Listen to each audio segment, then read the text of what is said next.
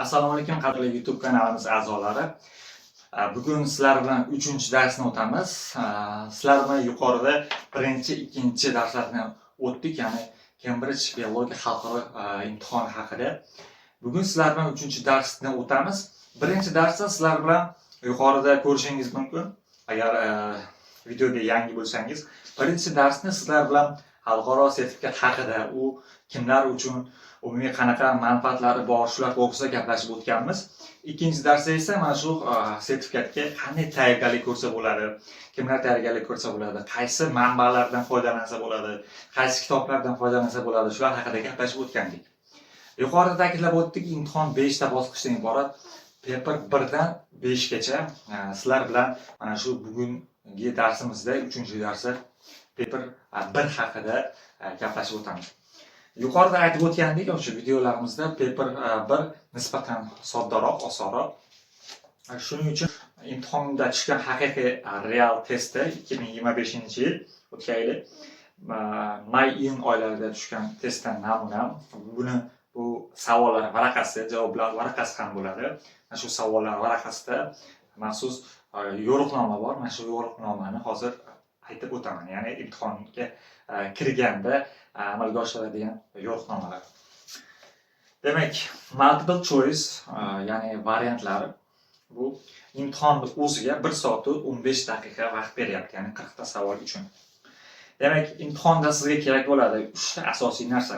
Mana shu birinchisi multiple choice answer sheet, ya'ni alohida javoblar varaqasi bor. Shu javoblar varaqasini sizga beradi.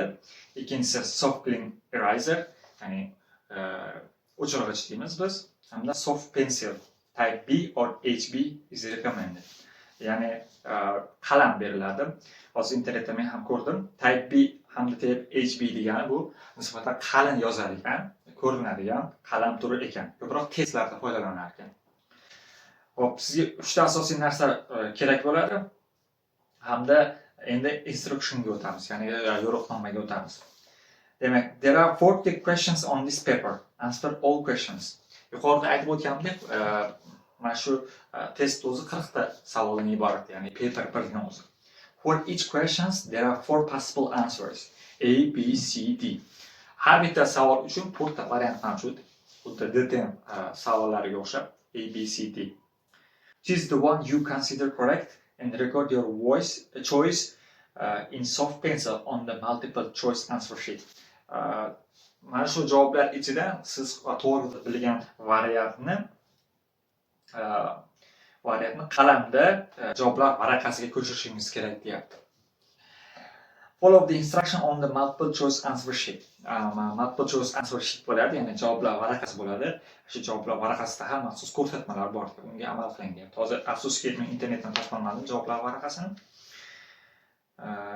Eng asosiy ko'proq berilgani, ya'ni savollar varaqasida. Keyingisiga o'tamiz. Write in soft pencil. Qalamda shu javoblar varaqasiga qalamda yozishingizni ta'kidlayapti. Write your name, center number and candidate number on the multiple choice answer sheet in the space provided unless this has been done for you. Aytyaptiki, sizga berilgan maxsus javoblar varaqasidagi maxsus bo'sh kataklarga imtihon topshirayotgan joyingizni raqami, maxsus kodi hamda ism familiyangiz, ID raqamingizni yozishingiz kerak deyapti. Agar avvaldan yozilmagan bo'lsa, deb ta'kidlab o'tyapti. Do not use correction fluid. Correction fluid bu shtrix kod, shtrixdan foydalanmang. Do not write on any barcodes. Mana bunaqangi barkodlarga qalam tegizmang deyapti. Sababi kompyuterda tekshirayotgan paytda xalaqit berishi mumkin. Shuning uchun javoblar varaqasiga ham, savollar varaqasiga ham barkod qismiga qalam tegizmang deyapti. You may use a calculator. DTM savollardan farqli, imtihonlardan farqli, bu yerda kalkulyator foydalanishingiz mumkin. The total mark for this paper is 40. Ya'ni bu imtihonga beriladigan eng yuqori ball 40 ballni tashkil qiladi. Each correct answer will score 1 mark. Har bitta to'g'ri topgan savolingizga 1 balldan beriladi. Any rough working should be done on this question paper. Ya'ni mana shu savollar varaqasiga xohlaganingizda yozishingiz mumkin. Ya'ni cho'rnak box sifatida ham foydalanishingiz mumkin. Pastda ham aytib o'tyapti, this document has 16 pages. Any blank pages are indicated. Demak, 40 ta savol mana shu o'rtacha imtihonda tushgan varaqadan, o'tgan yilgi savollar varaqasida 16 betni tashkil qiladi. Bu yerda orqa qismida blank page beryapti, birorta cho'rnavoy kishilar uchun. Va qolaversa, qolgan qismiga xohlaganingizcha qalamda foydalanishingiz mumkin, xohlaganingizcha o'zingizga kerak bo'lgan sxema yoki shunga o'xshash narsalarni chizishingiz mumkin bo'ladi. Keling, endi ichidan birorta savolni misol sifatida keltirib ko'ramiz. Bu yerda 9-savolni o'qiylik. Savollar qiyinlik darajasi har xil, ya'ni mavzular aralashgan holatda.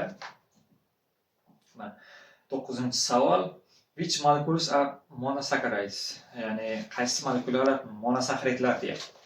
1 riboza, 2 glukoza, 3 dezoksiriboza, 4 saxaroza. Demak, mana shulardan tanlash kerakligini aytib o'tyapti. Bu savollardan namuna. Va qolgan savollar ham deyarli shunga o'xshash. Ba'zilari oz-moz qiyin bo'lishi mumkin, ba'zilari oson. Oz-moz masalaga o'xshash turdagi savollar ham bo'lishi mumkin. Xuddi bizda ham savollarimizga o'xshab shunday holatda ketadi.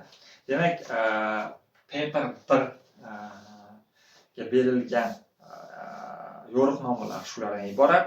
Mana bu paper 1dagi savollarni maxsus Telegram kanalim bor. Telegramda Ibrohim akademiyasi deb yozsangiz chiqadi yoki mana shu videoni ostidagi descriptionga qoldiraman to'liq yozilishini. Shu yerdan o'tib, kanalimga o'tib, bemalol mana shu paperni olib, ko'rib, yechib ko'rishingiz mumkin, savollarni darajasini ko'rishingiz mumkin. Bundan tashqari, paper 1dan tashqari paper 2, paper 3, 4, 5 lar mavjud. Qolaversa, kurs book ham mavjud, ya'ni o'quv qo'llanma va boshqa materiallarni topishingiz mumkin bu yerda. Demak, bugungi darsimiz shulardan iborat. Keyingi darsda biz paper 2 haqida, ya'ni ikkinchi imtihon haqida gaplashib o'tamiz.